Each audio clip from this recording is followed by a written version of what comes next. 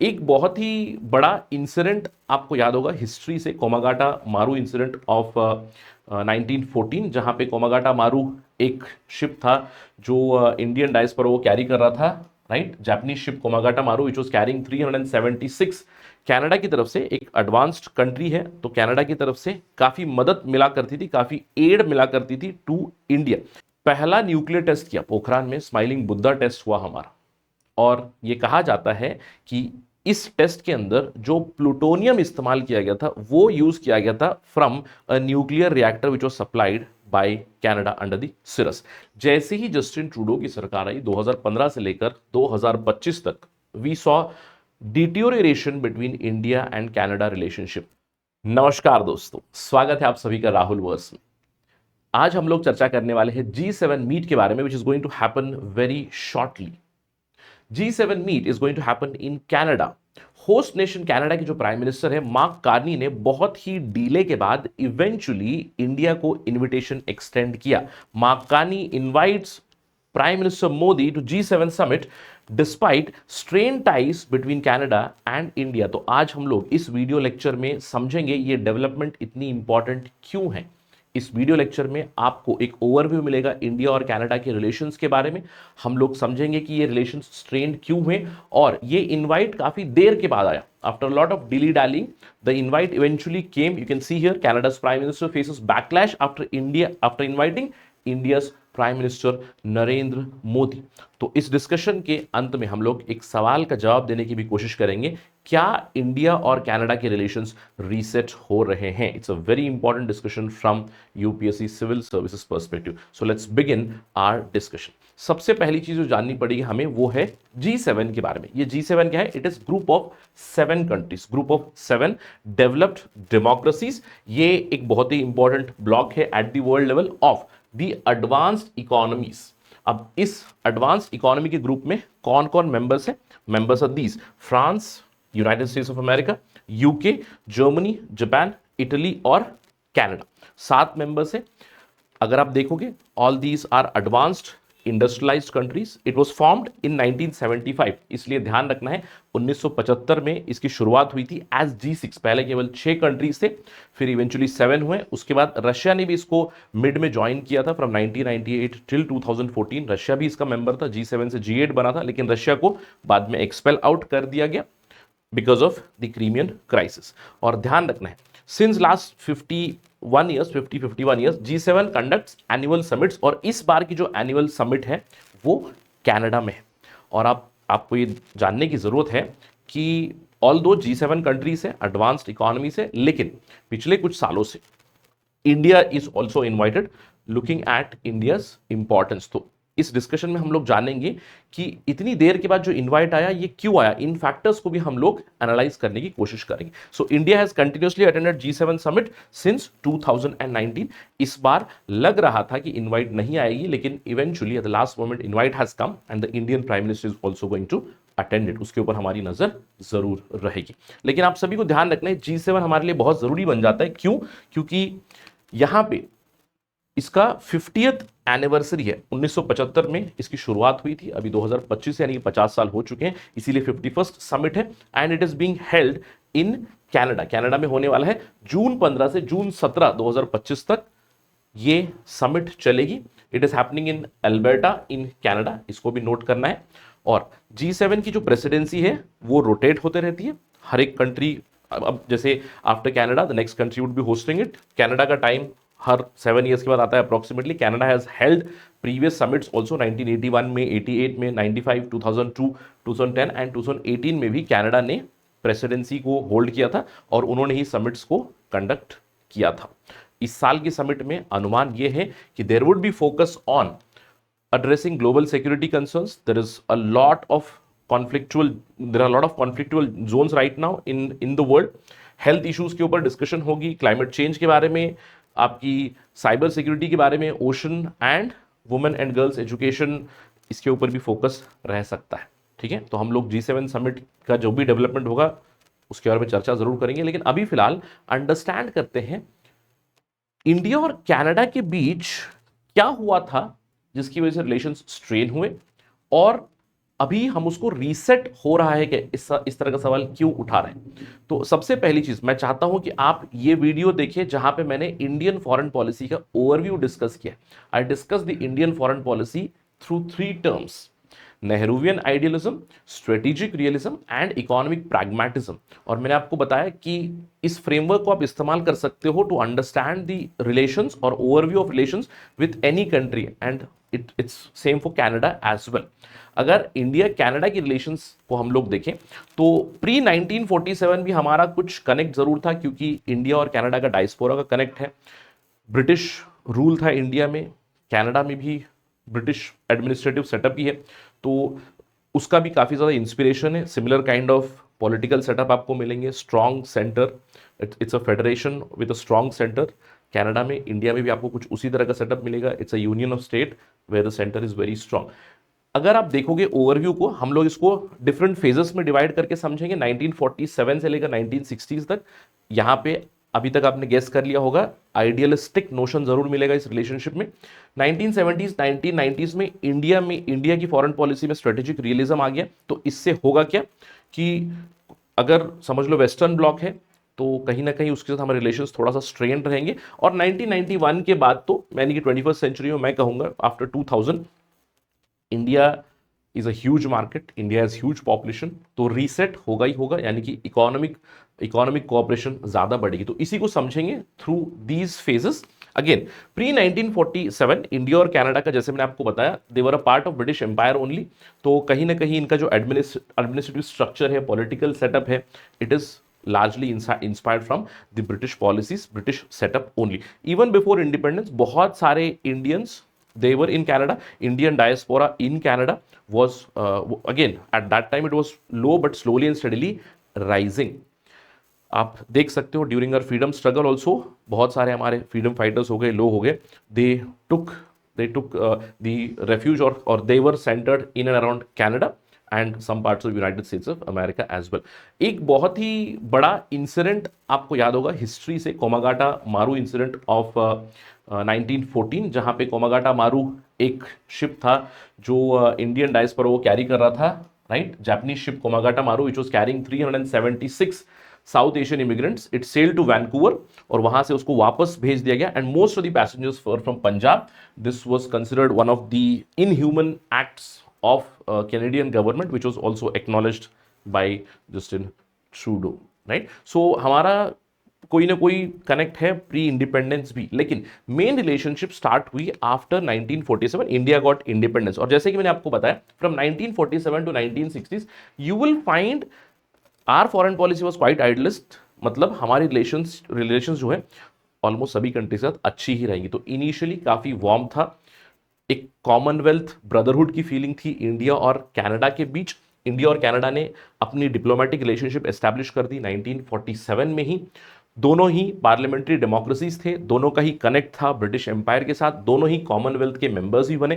Canada in fact India का एक supporter बना, इंडिया का डेवलपमेंट का सपोर्टर बना। कनाडा की तरफ से एक एडवांस्ड कंट्री है, तो कनाडा की तरफ से काफी मदद मिला करती थी, काफी एड मिला करती थी टू इंडिया। स्पेशली कनाडा का एक प्लान था कोलंबो प्लान करके, कोलंबो प्लान इन्होंने एशियन कंट्रीज की डेवलपमेंट, एशियन कंट्रीज को एड देने के लिए, उनकी मदद के लिए ये प्लान बनाया था। इस प्लान के तहत भारत को भी ढेर सारी मदद मिला करती थी, एजुकेशन स्कॉलरशिप हो, वीट शिपमेंट्स हो, या फिर दूसरी जो डेवलपमेंटल एड हो, वो भी काफी मिला करती थी। तो शुरुआती दौर में जब जवाहरलाल नेहरू प्राइम मिनिस्टर थे, उनके जो काउंटर पार्ट थे कैनेडियन प्राइम मिनिस्टर्स, उनके साथ काफी अच्छे संबंध थे। During the last years specially with Lester Pearson काफी वार्म रिलेशंस थे विथ कनाडा। तो इंडिया और कनाडा का शुरुआती जो आइडियलिस्टिक नोशन में हम लोग अगर उस आइडियलिस्टिक लेंस से देखें, तो इंडिया कनाडा की रिलेशनशिप काफ़ी स्मूथ थी, काफ़ी अच्छी थी। इस दौरान इंडिया और कनाडा की न्यूक्लियर कोऑपरेशन भी थी, कनाडा ने इंडिया को न्यूक्लियर रिएक्टर्स भी सप्लाई किए थे। लेकिन जैसे ही इंडिया की फॉरेन पॉलिसी में एक स्ट्रेटेजिक रियलिज्म आ जाएगा, तो कहीं ना कहीं चीजें बदलेंगी। फ्रॉम 1970s टिल 1990s मैं कहूंगा एक न्यूक्लियर डिसइल्यूशनमेंट जरूर था। तो कनाडा और India they had a fall out, specially in 1974। India ने पहला न्यूक्लियर टेस्ट किया पोखरान में, स्माइलिंग बुद्धा टेस्ट हुआ हमारा, और यह कहा जाता है कि इस टेस्ट के अंदर जो प्लूटोनियम इस्तेमाल किया गया था वो यूज किया गया था from a nuclear reactor which was supplied by Canada under the सिरस।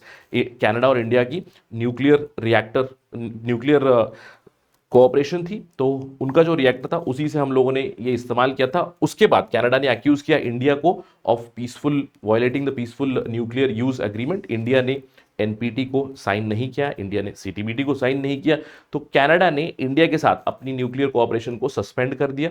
जो भी मदद मिला करती थी उसको भी फ्रीज कर दिया। ऑल दो पीपल टू पीपल कॉन्टैक्ट चलता रहा ड्यूरिंग दिस टाइम ऑल्सो। लेकिन 1980s में एक और मैं कहूंगा लो पॉइंट आया। 1980s में इंडिया में पंजाब में you know that Khalistani movement started to crop up. Khalistani movement became a major security challenge for Indian government. हम लोगों ने ऑपरेशन ब्लू स्टार देखा 1984 में, उसका आफ्टरमाथ देखा, असैसिनेशन ऑफ इंदिरा गांधी। इन सब के दौरान जो खालिस्तानी टेररिस्ट ऑर्गेनाइजेशन थे उनको पनाह मिलने लगी इन कनाडा, उनको सपोर्ट मिलने लगा, और आज भी ये एक मेजर इरिटेंट है। तो 1980s में 1990s में Khalistan issue became a major diplomatic problem between India and Canada. In fact 1985 में एक बहुत बड़ा इंसिडेंट हुआ। AI 182 एयर इंडिया फ्लाइट जो 182 थी उसकी बॉम्बिंग हुई off the coast of Ireland, जिसमें अगेन खालिस्तानी टेररिस्ट का हाथ था। 300 से भी ज्यादा लोगों की मृत्यु हुई in one of the heinous activities. That was one of the lowest points in India Canada diplomatic relations, क्योंकि उसकी जो इन्वेस्टिगेशन हुई थी उसके ऊपर भी इंडिया ने क्वेश्चन उठाया कि कैनेडियन अथॉरिटीज जिस तरह से इन्वेस्टिगेशन कर रहे थे it was not very strong करके, तो इंडिया ने उसके ऊपर भी अपना एक रुख जरूर दिया था। इसके अलावा 1991 के बाद धीरे धीरे हम लोगों ने जब एलपीजी रिफॉर्म्स लाए तो कहीं ना कहीं हम लोग राप्रोचमा की बात करते हैं इंडिया और कनाडा के बीच, या फिर इन जनरल इंडिया और वेस्टर्न ब्लॉक के बीच, लेकिन बहुत ही शॉर्ट लिव्ड था, क्योंकि जैसे ही हमारा सेकेंड टेस्ट हुआ 1998 में फिर से भारत के ऊपर वेस्टर्न ब्लॉक्स ने सैंक्शन लगाए, जिसमें कनाडा भी था जिन्होंने सैंक्शंस को इंपोज किया था भारत के ऊपर। लेकिन जैसे ही 21st सेंचुरी की शुरुआत होती है, फिर मैं कहूंगा हमारा जो 21st सेंचुरी का जो पहला डेकेड है, मैं कहूंगा 2004-2005 से धीरे धीरे चीजें बदलने लगी। अगर हम लोग 21st सेंचुरी की डिस्कशन करें तो मैं चाहूंगा कि हम अंडरस्टैंड करें हमारी रिलेशनशिप इन 3 प्राइम मिनिस्टर्स के साथ कैसी रही। ऑल दो मार्क कार्नी अभी रिसेंटली प्राइम मिनिस्टर बने, इनका रुख कैसा रहेगा इंडिया कनाडा रिलेशंस को लेकर, इसके ऊपर तो हमें आगे पता चलेगा। लेकिन जिस तरह का रवैया रहा है स्टीफन हार्पर का, लेटर ऑन जस्टिन ट्रूडो का, इससे हम लोग समझ सकते हैं कि रिलेशनशिप स्ट्रेन क्यों है। क्योंकि स्टीफन हार्पर के जो 10 साल थे, यहां पे हम लोग एक ट्रेंड ऑब्जर्व कर सकते हैं कि इंडिया और कनाडा के बीच रिलेशनशिप क्लोज होगी। यानी कि जो भी डिसएग्रीमेंट्स थी, जैसे कि हमारा न्यूक्लियर कोऑपरेशन था वो फॉल आउट हो चुका था, कनाडा ने इंडिया को अक्यूज किया था कि पीसफुल न्यूक्लियर यूज नहीं कर रहा है, ये सारी चीजें धीरे धीरे सुधर जाएंगी, इंडिया और कनाडा के रिलेशंस अच्छे होंगे। लेकिन जैसे ही जस्टिन ट्रूडो का टाइम पीरियड शुरू होगा, again this is from 2005-6 to 2015, 10 साल हार्पर के, 10 साल ट्रूडो के, तो 10 साल हार्पर के मैं कहूंगा थोड़ा सा क्लोजनेस बढ़ेगी, और 10 साल ट्रूडो के जो रहेंगे यहां पे the relationship reach Nadir, the Indo Canadian relationship they reach at the bottom point. क्या हुआ चलिए जानते हैं। स्टीफन हार्पर के टाइम में मैं कहूंगा 2005 से 2015 की जब बात करोगे, अर्ली 2000s में हमारी जब लिबरलाइजेशन की पॉलिसीज का हमें फ्रूट मिलने लगा, तो धीरे धीरे लिबरलाइजेशन की वजह से हमारी इकोनॉमिक एंगेजमेंट और बढ़ने लगी। 10 बिलियन कैनेडियन डॉलर से भी ज्यादा हमारा ट्रेड बढ़ने लगा दोनों देशों के बीच। री एंगेजमेंट शुरू हुआ 2005 में, मनमोहन सिंह और स्टीफन हार्पर ने इनिशिएट किया कोऑपरेशन के टॉक्स। 2020 में दिस शुड बी 2010 में prime minister Manmohan Singh visited Canada in G20 summit, और 10 साल की नेगोशिएशन के बाद इवेंचुअली 2015 में इंडिया और कनाडा का वापस हमारा न्यूक्लियर कोऑपरेशन एग्रीमेंट फाइनलाइज हुआ। 40 साल के ब्रेक के बाद कनाडा ने हमें यूरेनियम एक्सपोर्ट वापस देना शुरू कर दिया, और इस समय के दौरान स्टीफन हार्पर और मनमोहन सिंह के समय के दौरान डिफेंस कोऑपरेशन भी हमारी काफी बड़ी, क्लीन एनर्जी के ऊपर हमारे एग्रीमेंट्स हुए, एजुकेशन को लेकर, स्किल डेवलपमेंट को लेकर काफी ज्यादा पॉजिटिविटी मिली in terms of Indo Canadian relationship. So the time period of Stephen Harper is a graph where Indo Canadian relationship they try to revert back और दे वर री इन्विगोरेटेड। लेकिन जैसे ही जस्टिन ट्रूडो की सरकार आई 2015 से लेकर 2025 तक we saw deterioration between India and Canada relationship. अब हम लोगों ने जो देखा कि इंडिया कनाडा रिलेशन स्ट्रेन हुए हैं, क्यों हुए हैं? इसी समय के दौरान हुए हैं because of policies of Justin Trudeau. अब इसमें दो चीजें इन्वॉल्व है, एक तो आपका हिस्टोरिकल चीज इन्वॉल्व है, यानी कि हिस्टोरिकली खालिस्तानी एक्सट्रीमिस्ट को, खालिस्तानी टेररिस्ट को सपोर्ट मिलता आ रहा है कनाडा में, this was one of the issue. दूसरा है कनाडा की खुद की डोमेस्टिक पॉलिसीज और इंडिया की सिक्योरिटी कंसर्न्स, ये सारी चीजें प्ले करेंगे role in the Indo Canadian relationship. So जब ट्रूडो आए, ट्रूडो की सरकार जब बनी, वहां पे कनाडा के अंदर भी हम लोगों ने देखा there was a rise of Sikh separatist voice where Justin Trudeau and his government was relying more on Khalistan MPs, जैसे कि जगमीत सिंह है, आई थिंक अभी भी MP है वो पार्लियामेंट में। तो कैनेडियन डोमेस्टिक पॉलिटिक्स में भी Sikh, rise of Sikhs, rise of especially I think pro Khalistani Sikhs, और Trudeau was relying on them, जिसकी वजह से दूरी बढ़ी। 2018 में कैनेडियन प्राइम मिनिस्टर ने इंडिया को विजिट किया। सबको लग रहा था कि this is going to be a game changing visit, but it embroiled in controversy. Canada house में कैनेडियन कमीशन जो थी, उनका एक प्रोग्राम था। उस प्रोग्राम में अपेरेंटली इनविटेशन चला गया टू खालिस्तानी टेररिस्ट जसपाल अतवाल, जिन्हें कॉन्विक्ट किया गया था। तो इसके ऊपर काफी ज्यादा कंट्रोवर्सी हुई, और 2020 में, तो हम सभी को पता है 2020 में जब फार्म प्रोटेस्ट चला था, जो फार्मर्स के प्रोटेस्ट चल रहे थे, 3 ऑर्डिनेंसेस आए, उसके बाद 3 जो बिल आए एंटी फार्म बिल के ऊपर, काफी लंबा प्रोटेस्ट चला था। उस प्रोटेस्ट के ऊपर जस्टिन ट्रूडो ने अपनी टिप्पणी दी और कहा कि Canada expresses concern over the farmers protest. और फार्मर प्रोटेस्ट इंडिया का इंटरनल मैटर है, जिसके ऊपर एक दूसरा देश इसके ऊपर टिप्पणी दे रहा है, और इंडिया ने इसके ऊपर आपत्ति जताई। और इंडिया ने, मैं कहूंगा कहीं ना कहीं एक टिट फॉर टैट भी किया 2022 में। जब 2022 में कनाडा में ट्रकर्स की प्रोटेस्ट चल रही थी, तो जस्टिन ट्रूडो की सरकार ने इमरजेंसी प्रोविजंस का इस्तेमाल करके ट्रकर्स की प्रोटेस्ट को सप्रेस करने की कोशिश की। तो इंडिया ने भी कुछ इसी तरह का एक स्टेटमेंट दिया, जहां पे India was very concerned about the use of force by the Canadian authorities. और 2023 में तो the relationship reach nadir. In 2023 Canadian authorities ने इंडिया को एक्यूज कर दिया, इंडियन एडमिनिस्ट्रेशन को, इंडियन ऑफिसर्स को बोला कि वो इन्वॉल्व थे in the killing of Hardeep Singh Nijjar without giving any concrete evidence. आज भी ये एक डिप्लोमेटिक इशू है दोनों कंट्रीज के बीच, और इसी के चलते रिलेशनशिप काफी स्ट्रेन हुए, जहां पे इंडिया ने कैनेडियन डिप्लोमेट्स को एक्सपेल किया, कनाडा ने सेम कर दिया, इंडियन डिप्लोमेट्स को एक्सपेल कर दिया, वीजा सर्विसेज इंडिया ने सस्पेंड कर दिया कैनेडियन सिटीजन्स को, फ्री ट्रेड की जो टॉक्स चल रही थी इंडिया कनाडा के बीच, उसको इनडेफिनेटली पॉज कर दिया गया। और कनाडा ने जो अगेन 5 आइज इनिशिएटिव है, उसके अंदर कनाडा है, जहां से इंटेलिजेंस मिला करती थी, तो इंडिया बाउंड इंटेलिजेंस को भी रोक दिया गया। Canada halted the India bound intelligence cooperation, जो हमें इंफॉर्मेशन मिला करती थी, उस चीज को भी रोक दिया। और आज भी कुछ इसी तरह की परिस्थिति है, जहां पे इंडिया और कनाडा के बीच relationship is quite strain. Again looking at what happened in 2023, the killing of Hardeep Singh Nijjar, and the Canadian administration, in fact Canadian Prime Minister ने पार्लियामेंट में बोल दिया कि इसमें इंडियन अथॉरिटीज इन्वॉल्व है। कई बार प्राइम मिनिस्टर मोदी का भी नाम लिया गया with his knowledge करके, राइट? तो इस तरह की चीजें भी बताई गई। That is why the relationship has been quite strained.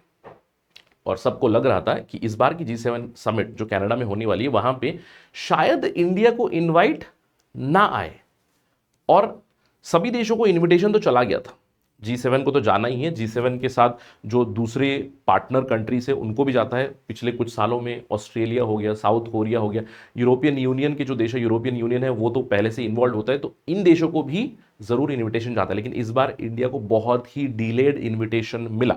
Eventually invitation जरूर आया to the G7 meet, and there was a lot of backlash in Canada also. Mark Carney को कैनेडियन मीडिया में भी कुछ Canadian MPs they criticized for this particular invitation, but explanation क्या था अगर आप देखोगे why India was invited, इसी से आपको पता चलेगा इंडिया का क्लाउड क्या है।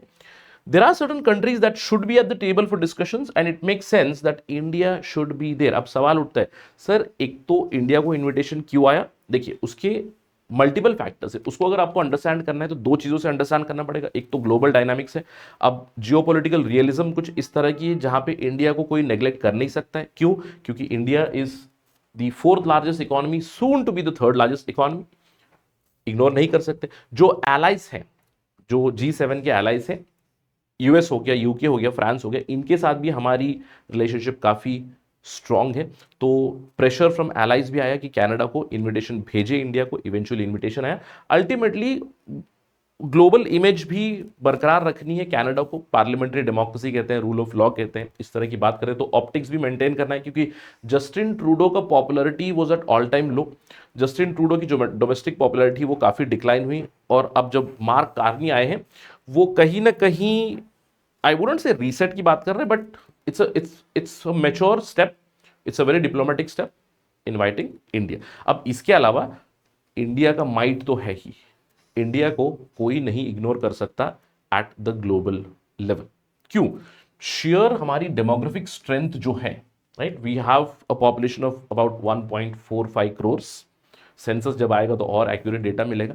इसमें से 65% पॉपुलेशन 35 एज ग्रुप से नीचे, यानी कि वर्किंग पॉपुलेशन आपको 65% मिल जाएगा आराम से 65 के ऊपर। So less than 35 age population is very high, more than 60%, right? So that means India is a huge consumer market, India is a huge labor market, so nobody can ignore India, and it's a testimony now. इसके अलावा technological growth भी है India की, although हम लोग कहते हैं कि इंडिया में R&D का प्रॉब्लम है, लेकिन एटलीस्ट मैं कहूँगा कुछ कुछ सेक्टर्स में हम लोगों ने काफ़ी अच्छा किया है, specially in terms of fintech. India का जो UPI है, it has been game changing. Lot of western developed countries are right now flabbergasted कि how India is managing UPI. So fintech में we are a leader. Climate leadership हम लोगों ने दिखाई, India is a champion of the green growth, तो यहाँ पे India को इग्नोर नहीं कर सकते। और इवेंचुअली मिडिल पावर डिप्लोमेसी है, यानी कि इंडिया एक ऐसा मिडिल पावर है जो कंटिन्यूसली ऑन द राइज है, और इसको अभी इग्नोर नहीं किया जा सकता। And in the words of prime minister of Canada only, that there should be some countries and India should be at that table, and India is at that table. अब सवाल उठता है, सर क्या India और Canada का reset हो रहा है? मैं कहूँगा it is too early to call it a reset. अगर आप इंडियन पॉलिसी को देखें, स्पेशली 10 से 12 सालों में जो इंडियन फॉरेन पॉलिसी हुई है, it has been very pragmatic. Economic pragmatism तो है ही हमारे फॉरेन पॉलिसी में, लेकिन इमोशनल डिसीजन मेकिंग कम है। तो pragmatism will be the norm going forward. Prime minister Modi is going to attend G7 के साथ, G7 की मीट के साथ ही is also going to meet, he is also going to visit Cyprus and other countries as well. अब यहाँ पे India narrative set करने ना दे, यानी कि India would not allow one particular narrative to dominate this particular G7 meet, क्योंकि अभी फिलहाल there is a lot of talk about Canada highlighting the Niger killing, लेकिन यहाँ पे इट्स अ मल्टीलैटरल मीट, तो इंडिया इसको डिप्लोमेटिकली हैंडल करेगा। India is going to use this platform probably to push south agenda, supply chain diversification. China का threat continuously रहा है, Chinese dependence ज़्यादा बढ़ रही है, और मल्टीलैटरलिज्म के ऊपर फोकस जरूर रहेगा। तो India, I wouldn't say this would be a complete reset, but it is a symbolic reset for sure. क्यों? क्योंकि मीट से पहले ही मिनिस्ट्री ऑफ एक्सटर्नल अफेयर्स का स्टेटमेंट भी आया है कि we are exploring path to reset. अभी फिलहाल मैं नहीं कहूंगा कि this is a reset between India and Canada, but it may be the path to reset. तो आने वाले समय में हम लोग देख सकते हैं शायद कि इंडिया और कनाडा के रिलेशंस धीरे धीरे सुधरे। आज G7 मीट में इन्वॉल्वमेंट हुई है, यहाँ पे Indian prime minister will meet his counterpart Mark Carney, और इस मीटिंग को एक रीसेट का पहला स्टेप हम लोग कह सकते हैं। जो फ्री ट्रेड अग्रीमेंट की टॉक्स हॉल्ट हुई है वो रीस्टार्ट हो सकती हैं, चीज़ें धीरे धीरे सुधर सकती हैं, लेकिन कहीं ना कहीं this Canada will try to highlight this issue. India says reset with Canada on agenda, and Canadian Prime Minister Mark Carney says Niger probe raised with Modi. Prime minister Modi को निजर प्रोब के बारे में उन्होंने ब्रीफ किया करके बताया। So this single narrative, ये जो सिंगल नैरेटिव है, इसको हाईजैक करने नहीं देना पड़ेगा of the entire agenda. So let's see what exactly happens, but it is too early to call it a reset. But according to MEA first steps are being taken, तो शायद आगे चल के इंडिया कनाडा का reset of relationship ज़रूर हो सकता है। इसके ऊपर जो भी डेवलपमेंट होगी will surely discuss on Rahul verse again, and we will also keep a track on G7 meet as well. So that's it in today's discussion here. Thank you for watching this video, and please remember, अगर आपको मुझसे connect करना है, you can always connect to me on this particular number. ये मेरा Instagram ID, आप यहाँ पे मुझे फॉलो कर सकते हो, and this is my Telegram channel. If you're preparing for UPSC, do check it out. Thank you again. Jai Hind.